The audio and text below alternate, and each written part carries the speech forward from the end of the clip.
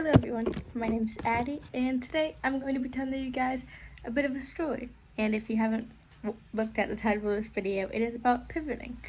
So, um, you know, a lot of things happen in life, and sometimes you just gotta pivot. So, I am a business owner. I own my own business, and I want to tell you guys a bit of a story about that. And maybe you guys can, leave some comments about how you may relate or other times you had to pivot in your life. But I want to tell you guys about my business. So, if you don't know, I have my own business where I make handmade plant pots. My website's plantventions.com if you want to check it out. But I've had my website open for about 5 or 6 months now, and I have got to the point where I have my website open. I perfected my pots and everything's good with that, but it took me a while. So Plant Vengeance itself, my business, I started the business like 2 or 3 years ago now, and originally I started the business with cement plant pots, which is what I sell now, but I started it in a different way. Originally my website provider was Shopify, which I don't use now, and I was selling like picture pots. So if you've ever heard of sublimation, it's basically where you can use a sublimation printer to print on like anything. So I would print plant pots with pictures on them, and that's kind of what I started out with. They came with drainage trays and everything. That's what I did, and that's how I started out with my plant pots, and that was great. I tried marketing. Marketing didn't really work very well. It wasn't the best. I did most of my marketing with just like YouTube shorts, and now looking back at my videos, I understand why no one wanted them, cause they had like no soul, Like one of the videos, for example, I remember pretty vividly actually.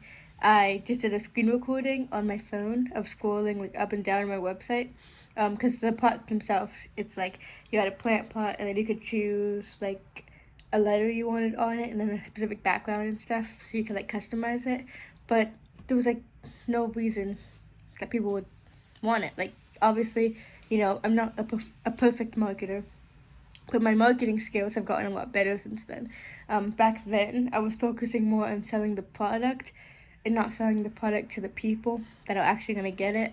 Now I learned in marketing a lot that you actually want to focus more on the people, not the product itself. Obviously you want to have a good product, but the first part is like actually making sure that you are marketing it to the people, not just shoving your product in someone's face. So I started that. Didn't go very well. I did get some sales though for my mom, which was really nice. But as far as like actually growing, that didn't work the best. But I didn't just like give up on my business. I just decided to pivot. I was like, okay, that didn't work. Time to try something else. So I still stuck with plant pots, but I did it in a different way. The way I did it probably wasn't the smartest way, but I did something, and I'll tell you about it. So then, okay, I was like, I want to be more eco-friendly with my stuff, which I am now. I use paper packaging for my stuff. I use paper tape. I use, it's called honeycomb paper. It's like a paper alternative to bubble wrap. I use just like regular packaging paper. I use as much eco-friendly stuff as I can in my packaging. But I was like, you know what? I want to be eco-friendly with my plant pots. So what I did was I made paper mache plant pots, which worked out really good. The only issue with those though was, as you can imagine, paper mache is not waterproof, which is a really, really big thing for plants. And I thought it wasn't going to be that big of a deal for some reason. So basically what I did was I did the good old flour and paper mache method, and I made those into pots, and they worked really well. I made them like years ago now, and they still held up. I still have them actually. So they worked out really well. It's just obviously they can't hold water. So if I was going to do something like that today, I would be able to do that. I just have to do like beaded plants or felt plants or something. So it technically did work, just not in the way I wanted it to. I used a lot of different sealants and stuff, and I don't know. I guess I just assumed it would work, like it would be waterproof, and it didn't. So I never actually got to the point where I sold those, but I was like, okay. Once I figured out that that wasn't gonna work, and that wasn't working for me, I was like, okay, I'm gonna try something else now. So this was like a multiple year span, by the way. There were months in between each of these things. So I was like, you know what? You know what I'm gonna do? I am gonna sell plant pots. Funny, you never would have guessed that, I don't think. So I was like, I'm gonna sell plant pots, which I've been doing. But this time, I'm like, I am gonna do it the right way. So I actually went back to cement plant pots, which is pretty funny. This is just a blank one, but this is a blank one of the ones I made. I use different molds now, but I still make cement plant pots. So it's pretty funny because even though the original cement ones didn't work, I still went back to the idea. So if I never did that original plan of having the original cement plant pots, I wouldn't have known how much I enjoy using it as a material. So that was actually really important for me for now. So even though that didn't work, if I never did that, I technically wouldn't be where I am today, which is one of the biggest things about, learning stuff and making mistakes as you go. It's like some things, even if they don't work in the moment, it's kind of like, everything builds up. So if that didn't happen, I wouldn't be where I am today.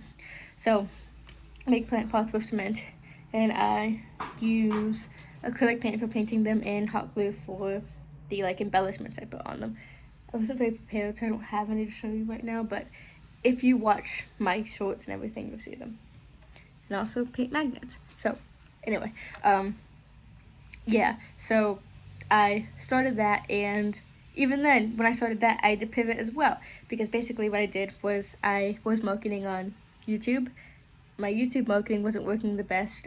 If you look at my views on my YouTube videos, they're not very good. I got 237 views on one of my YouTube videos recently, and that, out of all my channels throughout my whole entire life, that is the most amount of views I've ever gotten, which is insane. So I'm really excited about that. But yeah, it wasn't working very well. So then I decided I am going to post on TikTok. So I did post on TikTok, but I was like, you know what, my videos aren't getting any views, so I stopped. And then I was like, you know what, might as well post on there anyway. So I did, and 2 months later, I ended up getting my first sale from TikTok, which was really awesome. And when I started my business, if you go back all the way, if you do look at my TikTok, Plant Vengeance, if you go all the way back down to my first post, my first few posts, you will see that I used to only sell small pots. I make and sell bigger ones now. I added product because I expanded, but I started out with basically one thing. So yeah, I did that. I had those, and yeah. So even though that, once again, it's another form of pivoting. I was using YouTube, that wasn't working that well, so I still post on YouTube obviously, but I had to pivot to post on more than one platform. I post on Instagram now actually, and even though my Instagram was doing way worse than both platforms, now my Instagram does better than my TikTok. So it's really just gotta try stuff. But then another form of pivoting, which is a big one because I actually started getting sales at this point. Oh, by the way, today it is September 29th, 2025. I am at 93 sales for my business. I'm almost at 100 since I opened it. So that's pretty good. I'm pretty excited about that. I just figured I'd put this in there for future Addie watching this video, or anyone watching this video. But yeah, so I sell plant pots now. This one's pretty plain. I normally paint them. But yeah, so I was selling them and everything was going great until one day I got an email, and this email was like, hey Addie, I love my plant pots, but one of them arrived broken. And that was horrendous to hear. I was like, oh no, that's so bad. So obviously I refunded them. I made them a new one, shipped them the new one, and I was like, how do I fix this? So this was one of the biggest forms of pivoting, because obviously in the past I had to pivot because it wasn't working. I had to change it. But now this is serious because someone bought something and it arrived broken, and it's like, obviously I want to fix the fact that they got something broken, but the main thing I want to fix is the fact that it broke in the first place. I wanted to plug the issue while it was an issue. I didn't want that to be a problem that I was dealing with. So I was like, you know what I'm gonna do? So I got my boxes, I got bigger boxes, and I got a bunch of biodegradable packing peanuts, and I packed them really tight. What I did actually, I looked up how people pack ceramics, and I packed my cement pots the same way, because cement, it's very sturdy. It's not as fragile as ceramics. If you crush this, it won't shatter the same way, but it doesn't have, I think it's compression strength. If something compresses it, it'll just crack. It'll crack like that. It won't shatter, but it will crack. And you don't want that. So I got some biodegradable packing peanuts, and that was great.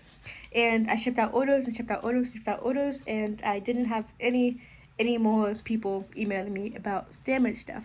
But then I had to pivot once again because my biodegradable packing peanuts were way too expensive. I think it's just the supplier I got them from, but for me, I make all my products in my room and I don't have that much space, so they take up a lot of space, which wasn't a good thing. And I also didn't like them because they were really expensive. I was spending like a lot of money on packing peanuts. Like, I want my stuff to be protected, but it was getting a lot, and I was like, if there's a way that I can find an alternative for this, I will. That's still eco-friendly, but if there's not, I just have to deal with it, and I did.